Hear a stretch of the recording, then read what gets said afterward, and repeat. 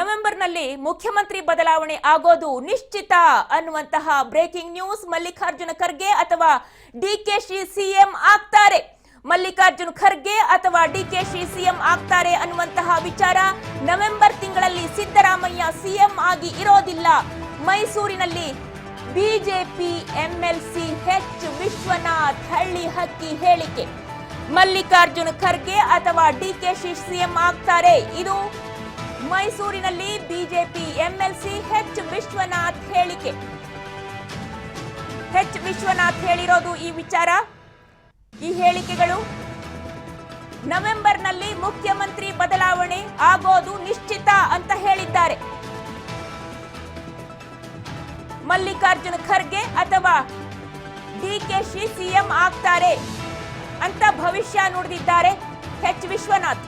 November ತಿಂಗಳಲ್ಲಿ Siddaramaiah CM ಆಗಿ ಇರೋದಿಲ್ಲ, ಸಿಎಂ ಬದಲಾವಣೆ ಆಗುತ್ತೆ. ಮಲ್ಲಿಕಾರ್ಜುನ್ ಖರ್ಗೆ ಸಿಎಂ ಆಗ್ತಾರೆ ಅಥವಾ ಡಿಕೆಶಿ ಸಿಎಂ ಆಗ್ತಾರೆ. ನವೆಂಬರ್ನಲ್ಲಿ ಮುಖ್ಯಮಂತ್ರಿ ಬದಲಾವಣೆ ಆಗೋದು ನಿಶ್ಚಿತ, ಖಂಡಿತವಾಗಿಯೂ ಮುಖ್ಯಮಂತ್ರಿ ಬದಲಾವಣೆ ಆಗೇ ಆಗತ್ತೆ ಅಂತ ಹೇಳಿದ್ದಾರೆ ಎಚ್ ವಿಶ್ವನಾಥ್. ಮೈಸೂರಿನಲ್ಲಿ ಅವರು ಹೇಳಿರುವಂತಹ ಹೇಳಿಕೆ. ಓಕೆ, ಹಾಗಾದ್ರೆ ಎಂಎಲ್ಸಿ ಎಚ್ ವಿಶ್ವನಾಥ್ ಏನ್ ಹೇಳಿದ್ದಾರೆ ಅವರ ಬಾಯಲ್ಲೇ ಒಂದ್ಸರಿ ಕೇಳ್ಕೊಂಬರೋಣ ಬನ್ನಿ. ಅವನೂರು ಆಯೋಗ ಎಂತೆಂಥವ್ರು ವಿರೋಧ ಮಾಡಿದ್ರು, ಎಂತೆಂಥವ್ರು ಅದನ್ನ ಈಚೆಗೆ ಬಿಟ್ರು, ಯಾರಿಗೂ ಎದುರಿಲ್ಲ ದೇವರಾಜ ಅರಸು. ಇವತ್ತೇನಾದ್ರು ಹಿಂದುಳಿದವ್ರ ಮನೆಗಳಲ್ಲಿ ಒಬ್ಬ ಅಸಿಸ್ಟೆಂಟ್ ಕಮಿಷನರು, ಒಬ್ಬ DC, ನಮ್ಮ ಹಳಿಯಿಂದಿರು DC ಪಾಸ್ ಎಲ್ಲ ಇದೆ ಬಿಕಾಸ್ ಆಫ್ ದೇವರಾಜ ಅರಸ್. ಹಿಂದುಳಿದ ಆಯೋಗ ಅವ್ರು ತಗೊಂಡಂತ ಅವನೂರು ಆಯೋಗದಲ್ಲಿ ಅಂತ ಒಂದು ಕೆಲಸ ಮಾಡೋಕ್ಕೆ ನಿಮ್ಗೆ ಯೋಗ್ಯತೆ ಇಲ್ಲ. ಸುಮ್ಮನೆ ಹಿಂದುಳಿದವರು ಎಲ್ಲರನ್ನು ಯಾಕ್ರಿ ಹಾಳು ಮಾಡಿರ್ತೀವಿ? ಇನ್ನೇನು ಉಳಿದಿದೆ ನಿಮ್ಮದು? ನವಂಬರ್ ಮೇಲೆ ನೀವು ಮನೆಗೆ ಹೋಗ್ತೀರಾ, ಸುಮ್ಮನೆ ಸುಳ್ಳು ಹೇಳ್ತಾ ಇದ್ದೀರಾ.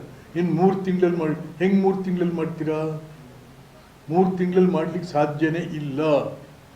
ಕಾರಣ ಯಾಕೆಂದರೆ ಶಿಕ್ಷಕರು ಫ್ರೀ ಇಲ್ಲ. ಮತ್ತು ಶಿಕ್ಷಕರು ಬಿಟ್ಟು ಯಾರ ಕೈಲಿ ಮಾಡಿಸ್ತೀರಾ ಇದನ್ನ? ಯಾರ ಕೈಲಿ ಮಾಡಲಿಕ್ಕೂ ಆಗಲ್ಲ. ಹಾಗಾಗಿ ಸುಮ್ಮನೆ ದೇವರಾಜರ ಹೆಸರು ಹೇಳಬೇಡ್ರಿ. ಆ ಪುಣ್ಯಾತ್ಮದಿಂದ ಬದುಕಿದ್ದೀವಿ ನಾವೆಲ್ಲ. ಹಾಗಾಗಿ 1.5 ಲಕ್ಷ ಶಿಕ್ಷಕರು, 170 ಕೋಟಿ ಹಣ, 2 ವರ್ಷದ ಶ್ರಮ ತಿಪ್ಪೆಗೆಸ್ಬಿಟ್ರಿ ತಗೊಂಡೋಗಿ. ವ್ಯಯ ಆಗೋಯ್ತು, ಅನ್ಯಾಯ ಆಗೋಯ್ತು. ಒಬ್ಬ ಪ್ರಾಮಾಣಿಕತೆ ಇಲ್ಲದ CM ನೀವಾಗೋದು. ಚರಿತ್ರೆಯಲ್ಲಿ ಪ್ರಾಮಾಣಿಕತೆ ಇಲ್ಲದ ಒಬ್ಬ CM. ಓಕೆ, ಇದೇ ವಿಚಾರವನ್ನ ಮತ್ತಷ್ಟು ತಿಳಿದುಕೊಳ್ತಾ ಹೋಗೋಣ. ನಮ್ಮ ಪ್ರತಿನಿಧಿ ಪುಟ್ಟಸ್ವಾಮಿ ದೂರವಾಣಿ ಸಂಪರ್ಕದಲ್ಲಿದ್ದಾರೆ. ಹೇಳಿ ಪುಟ್ಟಸ್ವಾಮಿ, ಎಚ್ ವಿಶ್ವನಾಥ್ ಅವರು ನವೆಂಬರ್ನಲ್ಲಿ ಮುಖ್ಯಮಂತ್ರಿ ಬದಲಾವಣೆ ಆಗೋದು ನಿಶ್ಚಿತ ಅಂತ ಹೇಳಿದ್ದಾರೆ. ಜೊತೆಯಲ್ಲಿ ಜಾತಿ ಗಣತಿಯ ಬಗ್ಗೆ ಕೂಡ ಅವರು ಮಾತನಾಡ್ತಾ ಇರುವಂತದ್ದು. ಹೆಚ್ಚಿನ ಮಾಹಿತಿ ಏನಿದೆ?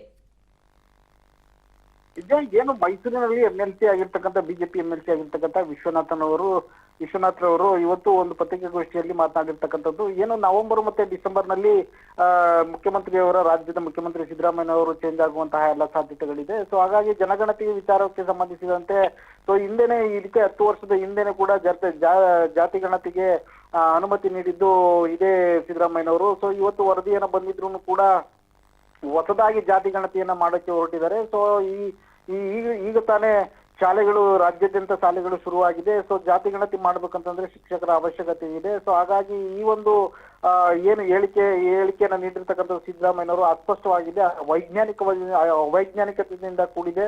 ಸೊ ಹಾಗಾಗಿ ಎಲ್ಲೋ ಒಂದ್ ಕಡೆ ಜಾತಿ ಗಣತಿ ಆಗೋದು ಬಹುತೇಕ ಸುಳ್ಳಾಗುವಂತಹ ಎಲ್ಲ ಸಾಧ್ಯತೆಗಳು ಇದೆ. ಸೊ ಇನ್ನೇನು ಕೆಲವೇ ತಿಂಗಳುಗಳಲ್ಲಿ ಸಿದ್ದರಾಮಯ್ಯನವರು ಚೇಂಜ್ ಆಗುವಂತಹ, ಅಂದ್ರೆ ಬದಲಾವಣೆ ಆಗುವಂತಹ ಸಾಧ್ಯತೆಗಳಿದೆ. ಆ ಸ್ಥಾನಕ್ಕೆ DK ಶಿವಕುಮಾರ್ ಬರುವಂತಹ ಎಲ್ಲಾ ಸಾಧ್ಯತೆಗಳಿದೆ ಅಂತಕ್ಕಂಥದ್ದು ಅವರ ಪತ್ರಿಕಾಗೋಷ್ಠಿಯಲ್ಲಿ ಹೇಳಿರ್ತಕ್ಕಂಥದ್ದು ದಿವ್ಯಾ. ಹಾಗೇನೆ ಜಾತಿ ಗಣತಿ ವಿಚಾರವಾಗಿ ಏನು ಆ ಒಂದು 2015 ಸಮಯದಲ್ಲಿ ಮಾಡಿದಂತಹ ಜಾತಿ ಗಣತಿ 2 ವರ್ಷ ನಿರಂತರವಾಗಿ ಶ್ರಮವನ್ನ ಹಾಕಿದ್ರು, ಜೊತೆಯಲ್ಲಿ ಕೋಟ್ಯಾಂತರ ರೂಪಾಯಿಯನ್ನ ವ್ಯಯಿಸಿದ್ರು, ಸಾಕಷ್ಟು ಶಿಕ್ಷಕರು ಶ್ರಮವನ್ನ ಹಾಕಿದ್ರು. ಅದೆಲ್ಲವೂ ಕೂಡ ಈಗ ಹೊಳೆಯಲ್ಲಿ ಹುಣಸೆ ಹಣ್ಣು ತೊಳೆದ ಹಾಗೆ ಆಗ್ತಾ ಇದೆ. ಈಗ ಸಮಯ ಇದೆಯಾ, ನಿಮ್ಗೆ ಕಾಲಾವಕಾಶ ಇದೆಯಾ? ಜೊತೆಯಲ್ಲಿ ಶಿಕ್ಷಕರು ಕೂಡ ಗಣತಿ ಮಾಡೋದಕ್ಕೆ ಶಿಕ್ಷಕರು ಕೂಡ ಲಭ್ಯ ಇದ್ದಾರಾ ಅನ್ನುವ ಪ್ರಶ್ನೆಯನ್ನು ಕೂಡ ಎತ್ತಿದ್ದಾರೆ. ಅದರ ಬಗ್ಗೆ ಹೇಳೋದಾದ್ರೆ ವಿದ್ಯಾ ಖಂಡಿತವಾಗೂ ಕೂಡ ಅವರು ಹೇಳಿರ್ತಕ್ಕಂಥದ್ದು ಏನು ಇದಕ್ಕೆ 10 ವರ್ಷದ ಹಿಂದೆ ಜಾತಿ ಗಣತಿ ಆದಂತಹ ಸಂದರ್ಭದಲ್ಲಿ ಸುಮಾರು ಸಾವಿರಾರು ಗಟ್ಟಲೆ ಶಿಕ್ಷಕರು ಕೆಲಸವನ್ನ ನಿರ್ವಹಿಸಿ ಆ ಜಾತಿ ಗಣತಿಯನ್ನ ಮಾಡಿರ್ತಕ್ಕಂಥದ್ದು. ಆದರೆ ಹಿಂದೆ ಹೇಳಿದ ಹಾಗೆ ಈಗ ತಾನೇ ಕರ್ನಾಟಕ ರಾಜ್ಯಾದ್ಯಂತ ಶಿಕ್ಷಕರು ಏನು ಶಾಲೆಗಳು ಓಪನ್ ಆಗಿರ್ತಕ್ಕಂಥದ್ದು, ಶಿಕ್ಷಕರ ಅವಶ್ಯಕತೆ ಸಾಕಷ್ಟು ಇರೋದ್ರಿಂದ ಈ ಜಾತಿ ಗಣತಿ ಆಗುವಂತಹ ಸಾಧ್ಯತೆಗಳು ಬಹುತೇಕ ಸುಳ್ಳಾಗುವಂತ ಎಲ್ಲ ಸಾಧ್ಯತೆಗಳು ಅಂದ್ರೆ ನಡೆಯುವಂತ ಸಾಧ್ಯತೆಗಳು ಕಡಿಮೆ ಅಂತಕ್ಕಂಥದ್ದು ಅವರ ಅಹವಾಲಾಗಿರ್ತಕ್ಕಂಥದ್ದು.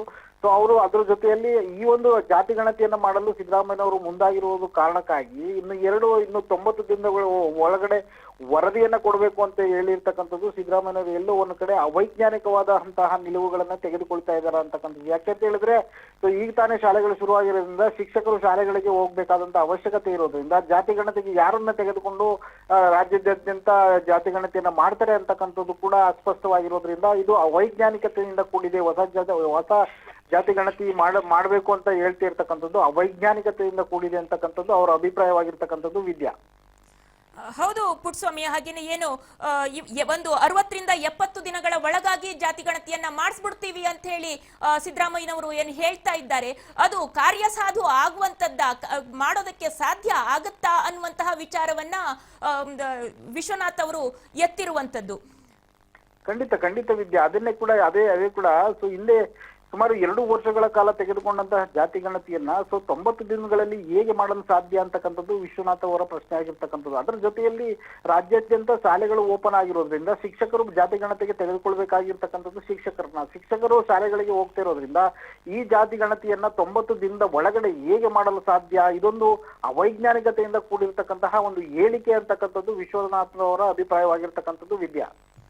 ಹಾಗೇನೆ ಮುಖ್ಯಮಂತ್ರಿಗಳ ಬದಲಾವಣೆ ಆಗತ್ತೆ ಅನ್ನೋದನ್ನ ಸ್ಪಷ್ಟವಾಗಿ ಆ ರೀತಿಯಲ್ಲಿ ಹೇಳ್ತಾ ಇದ್ದಾರೆ ಮಲ್ಲಿಕಾರ್ಜುನ ಖರ್ಗೆ ಅಥವಾ ಶಿವಕುಮಾರ್ ಅವರು ಮುಖ್ಯಮಂತ್ರಿಗಳಾಗ್ತಾರೆ ಇನ್ನು ನವೆಂಬರ್ದಲ್ಲಿ ಅಂತ ಹೇಳ್ತಾ ಇದ್ದಾರೆ. ಅದ್ರ ಬಗ್ಗೆ ಹೇಳೋದಾದ್ರೆ ಖಂಡಿತವಾಗಿ ಕೂಡ ಇದು ಏನು ರಾಜ್ಯದ ಮುಖ್ಯಮಂತ್ರಿ ಆದಂತಹ ದಿನದಿಂದಲೂ ಕೂಡ ಸುಮಾರು 2 ವರ್ಷಗಳ ಹಿಂದಿನಿಂದನೂ ಕೂಡ ಈ ಒಂದು ಮುಖ್ಯಮಂತ್ರಿಯ ಸ್ಥಾನಕ್ಕೆ ಒಂದು ಒಪ್ಪಂದ ಆಗಿದೆ ಅಂತಕ್ಕಂಥದ್ದು ಕೂಡ ಮೇಲ್ನೋಟಕ್ಕೆ ಕಂಡು ಬರ್ತಿರ್ತಕ್ಕಂಥದ್ದು. ಆ ಒಪ್ಪಂದ ಮೇಲೆಗೆ ಆವಾಗಿನಿಂದನೂ ಕೂಡ ಒಂದಲ್ಲ ಒಂದು ರೀತಿಯ ನಾಯಕರುಗಳು ಡಿ ಕೆ ಶಿವಕುಮಾರ್ ಬಣದವರು ಅಥವಾ ಸಿದ್ದರಾಮಯ್ಯ ಬಣದವರು ಒಂದು ರೀತಿಯಲ್ಲಿ ಹೇಳಿಕೆಗಳನ್ನ ಕೊಡುವುದರ ಮೂಲಕ ಸುಮಾರು 2.5 ವರ್ಷಗಳ ಕಾಲ ಏನು ಸರ್ಕಾರವನ್ನ ಆಡಳಿತವನ್ನ ಮಾಡ್ಕೊಂಡು ಬಂದಿರ್ತಕ್ಕಂಥ ಸಿದ್ದರಾಮಯ್ಯನವರಿಗೆ ಈ ಒಂದು ನವೆಂಬರ್ ಮತ್ತು ಡಿಸೆಂಬರ್ ನಲ್ಲಿ ಬದಲಾವಣೆ ಆಗುವಂತಹ ಎಲ್ಲ ಸಾಧ್ಯತೆಗಳಿದೆ ಅಂತಕ್ಕಂಥದ್ದು ಅವರು ಹೇಳ್ತಿರ್ತಕ್ಕಂಥದ್ದು. ಎಲ್ಲೋ ಒಂದ್ ಕಡೆ ಮಲ್ಲಿಕಾರ್ಜುನ ಖರ್ಗೆ ಮತ್ತು ರಾಹುಲ್ ಗಾಂಧಿ ಅವರ ನೇತೃತ್ವದಲ್ಲಿ ಒಂದು ಬದಲಾವಣೆ ಆಗುವಂತಹ ಎಲ್ಲ ಸಾಧ್ಯತೆಗಳಿದೆ. ಸೊ ಈ ಒಂದು ಸ್ಥಾನಕ್ಕೆ ಮಲ್ಲಿಕಾರ್ಜುನ ಖರ್ಗೆ ಅವರು ಅಥವಾ ಡಿ ಕೆ ಶಿವಕುಮಾರ್ ಮುಖ್ಯಮಂತ್ರಿ ಆಗುವಂತಹ ಎಲ್ಲ ಸಾಧ್ಯತೆಗಳಿಗೆ ಕಂಡು ಬರ್ತಾ ಇದೆ ಅಂತಕ್ಕಂಥದ್ದು ಅವರ ಅಭಿಪ್ರಾಯವಾಗಿರ್ತಕ್ಕಂಥದ್ದು ವಿದ್ಯಾ. ಓಕೆ, ಧನ್ಯವಾದಗಳು ಪುಟ್ಟಸ್ವಾಮಿ ತಮ್ಮೆಲ್ಲ ಮಾಹಿತಿಗಾಗಿ.